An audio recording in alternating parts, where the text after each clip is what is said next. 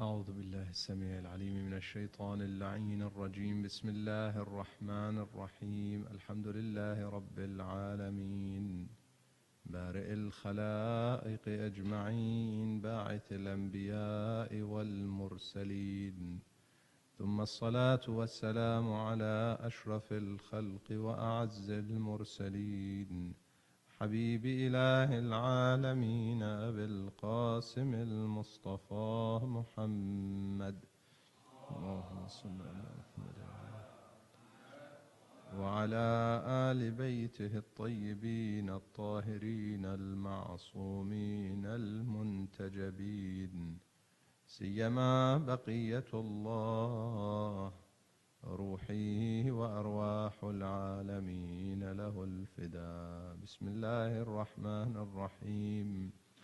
اللهم كن لوليك الحجة ابن الحسن صلواتك عليه وعلى آبائه في هذه الساعة وفي كل ساعة وليا وحافظا وقائدا وناصرا ودليلا وعينا، حتى تسكنه أرضك طوعا وتمتعه فيها طويلا.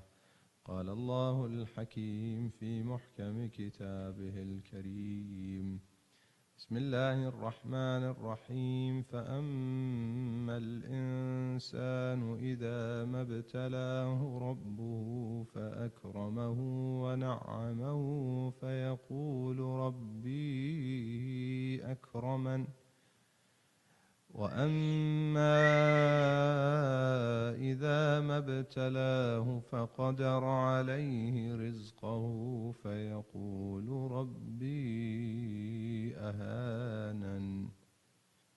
آمنا بالله، صدق الله العلي العظيم. اللهم صل على محمد وآل محمد. Dear mu'mineen and mu'minat, brothers and sisters, Assalamu alaikum wa rahmatullahi wa barakatuh. May Allah subhanahu wa ta'ala accept our a'mal in this month of Ramadan, our fasting, our prayers, our dua, recitation of the Holy Quran, and increase in our rewards and add it to our account of taqwa, make it with taqwa inshaAllah, sincerely and genuine from the heart, so that it is accumulated in our provision of taqwa inshaAllah.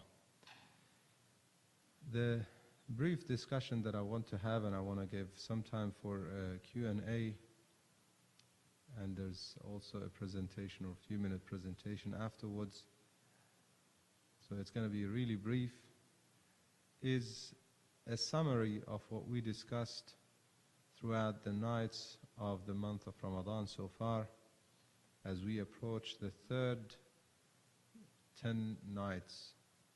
We have almost finished the second 10 nights, and we're approaching the third 10 nights of the month of Ramadan. And each of those 10 nights have their own significance, and they have their own stage of purification, and we need to be aware of that transition so that inshallah we can benefit the most. And we should realize that as we approach the 10th or the third 10 nights, we are approaching the end, where it's really recommended to recite the dua where we say, "Oh Allah, I seek refuge to you that this month of Ramadan passes, or this night turns into day, yet you have not forgiven me, and you would be holding something against me on the day of judgment." So this is a month of forgiving, and we need to be aware of this transition and these stages, so that inshallah we benefit or take the maximum benefits of the month of Ramadan. The brief discussion is regarding these two ayat from, or some of the ayat of Surah Al-Fajr, which summarizes to a degree the discussion that we had on Zuhd and the examples that we took throughout the month, including the occasion of the martyrdom of Lady Khadija, the demise of Lady Khadija, which we spoke of her zuhd in her style, and Imam Hassan alayhi salam and his giving, which was his zuhd in dunya, detachment from it and giving it easy. And as we would approach the nights of the martyrdom of Amirul Mu'mineen salawatullah wa salamu alayhi, Allahumma salli ala Muhammad wa ali Muhammad, we would have no choice but to speak of zuhd, because he is Sayyidul Zahidin. He is the one who was the most detached, that he says to dunya, Ya dunya ghurri ghayri, O dunya, go deceive somebody else. Find someone else to deceive. This statement, in fact, is something that we should try and keep as our own slogan and remind ourselves of. Every time you see dunya and its deception, tell yourself, Ya dunya ghurri ghayri. For the sake of Amirul Mu'mineen and the zuhd, Ya dunya, go deceive someone else. Ya dunya, go deceive those who are after dunya. We believe in akhirah. We believe in the day of judgment. We believe in the hisab. We believe that on the day of judgment, the more you have, the more you would be questioned. And the less you have, the easier your hisab is. If we believe in this, then we believe in what Amirul Mu'mineen said when he said that when I realized that on the day of judgment I would be asked twice about what I have in terms of wealth, how I earned it and how I spent it. And I realized that the wuquf on that day is such a difficult station or stage of the journey of mankind. I realized that the best thing to do is to give what I have, so it's easier hisab on the day of judgment. We believe in all of this, yet we need to be reminded of it often, because otherwise insan by nature is in loss. In Surah Al-Asr, constantly we recite this surah. Frequently we should recite it. Wal-Asr, innal insana lafi khusr. Insan by nature is in loss. And what is that nature that leads to loss? An example of that is in Surah Al-Fajr. فَأَمَّا الْإِنسَانُ إِذَا مَبْتَلَاهُ رَبُّهُ فَأَكْرَمَهُ وَنَعَّمَهُ فَيَقُولُ رَبِّي أَكْرَمًا. Let's understand this. If Allah subhanahu wa ta'ala tests people, the insan, that is by nature is in khusr, if He tests him with giving him a lot of sustenance, a lot of blessings from Allah subhanahu wa ta'ala, then he says, my Lord has given me. What is that? What does that mean? It means God has favored me. It's almost the same as the man who stood, and I want you to pay attention here. When he was told about akhirah, he did not believe in akhirah, and he said, well, even if there is akhirah, just like God favored me here, وَلَئِن رُدِدْتُ إِلَىٰ رَبِّي لَأَجِدَنَّ خَيْرًا مِنْهَا. If I return to God, so he doesn't even believe, but he says, if I return to God, I will find better, because just like He favored me here, He will favor me over there. And this is the statement that here insan makes when he is going by his nature, by his animal nature, the physical nature, not the soul and the ruh that wants to ascend to Allah subhanahu wa ta'ala. فَيَقُولُ رَبِّي أَكْرَمًا. And what happens if his test is in the other way? وَأَمَّا إِذَا مَبْتَلَاهُ فَقَدَرَ عَلَيْهِ رِزْقَهُ. And he made his sustenance limited. What does he say then? فَيَقُولُ رَبِّي أَهَانًا. God has forsaken me. He has humiliated me. Isn't that a statement of disbelief? The same applies to the first group in a sense, that they don't have that concept of akhirah, and they say, well, we are favored here. They don't want to give it.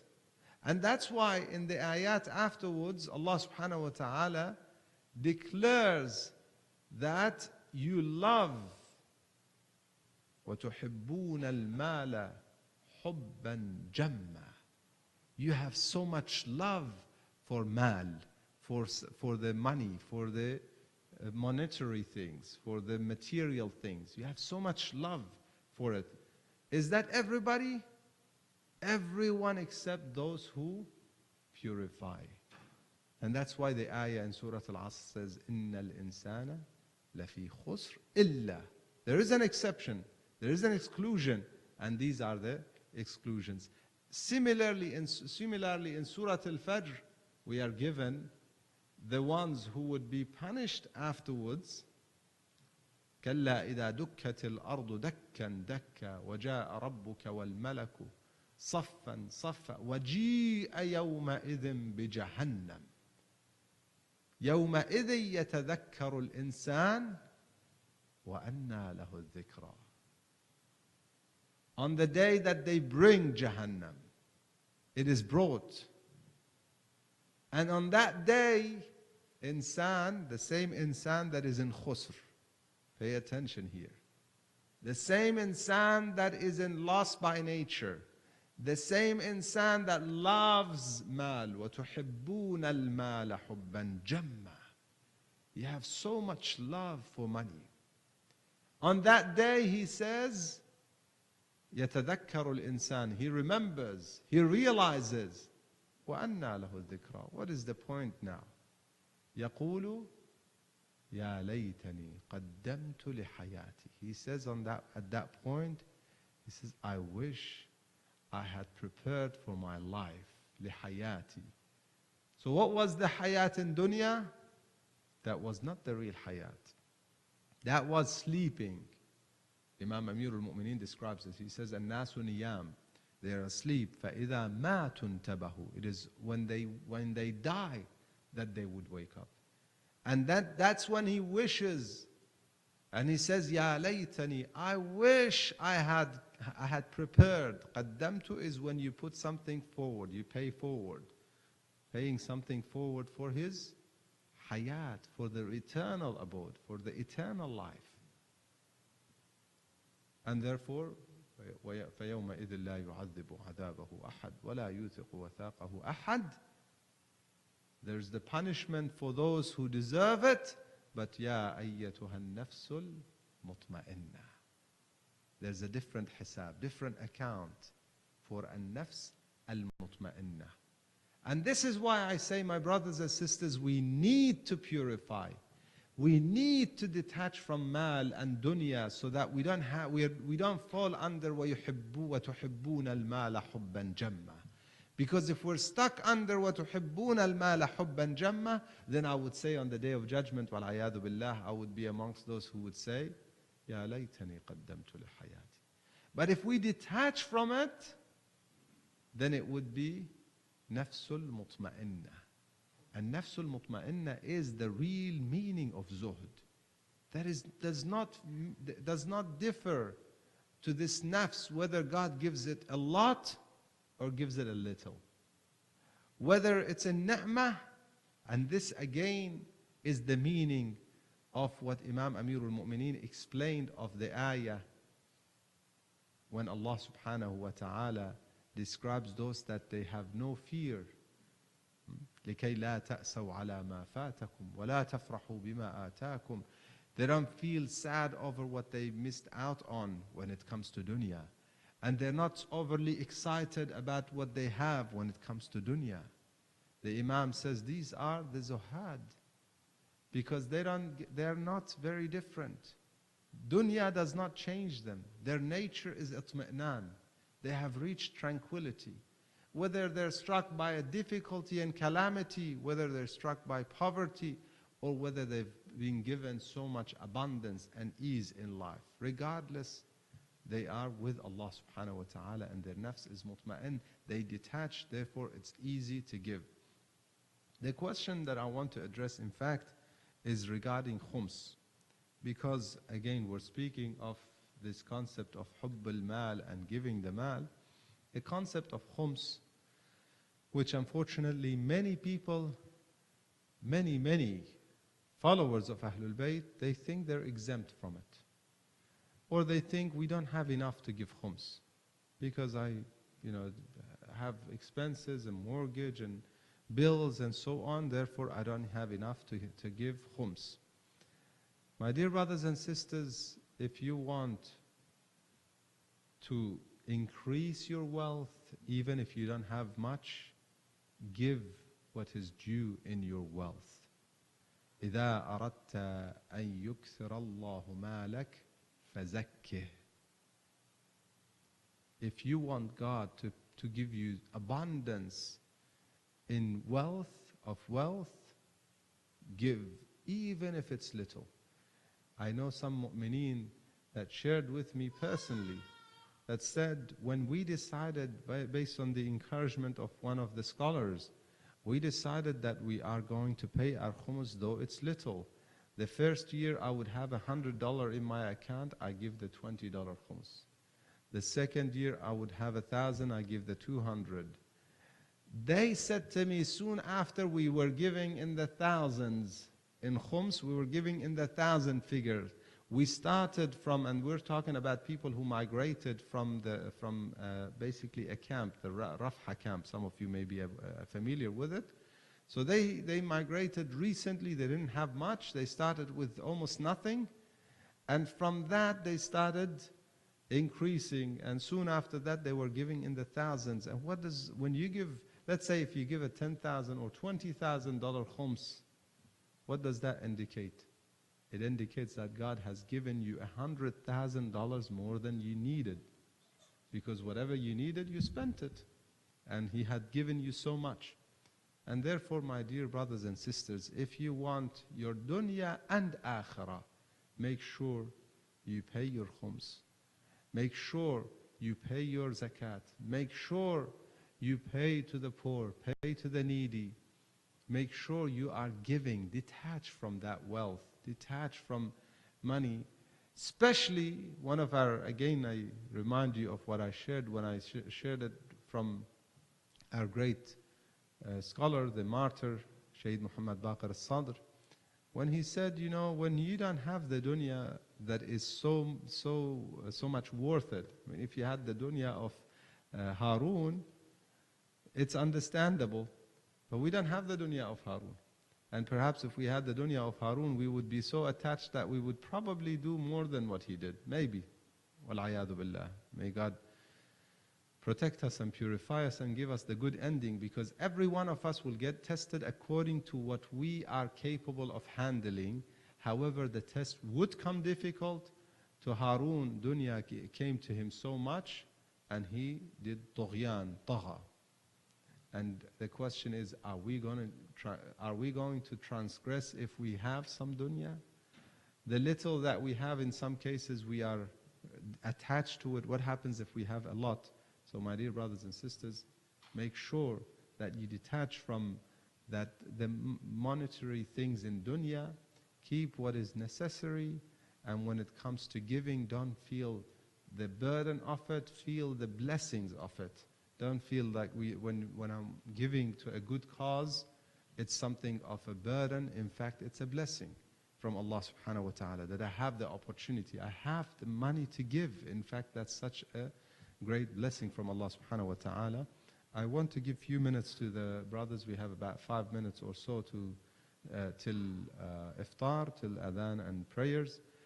Inshallah, I will encourage everyone to, in fact, spend generously towards the center, as it is a place that we come together. It is a place that we are reminded of our akhirah, reminded of Ahlul Bayt and their lifestyle and how we should follow that lifestyle. It is a place of, in fact, spirituality as well as the good socializing, because you could socialize elsewhere, but it would be a hasra, a regret on the day of judgment. However, this kind of socializing is what we would be proud of and happy on the day of judgment about. Therefore, I encourage all brothers and sisters to be generous when it comes to such good causes, like establishing, and this is the real meaning of وَمَن يَعْمُرْ مَسَاجِدَ اللَّهِ, the ayah that Allah subhanahu wa ta'ala says, those who establish the masajid, the places of worship of Allah subhanahu wa ta'ala, in fact, they are the real believers. Inshallah, you're amongst them. We are all amongst them. I'll allow Brother Haj Hassan to, inshallah, take from here. And inshallah, I wanted to have some Q&A, but we don't have the chance. Inshallah, we'll have it another night. inshallah. Wa akhiru da'wan alhamdulillahi rabbil alameen wa sallallahu ala Muhammad.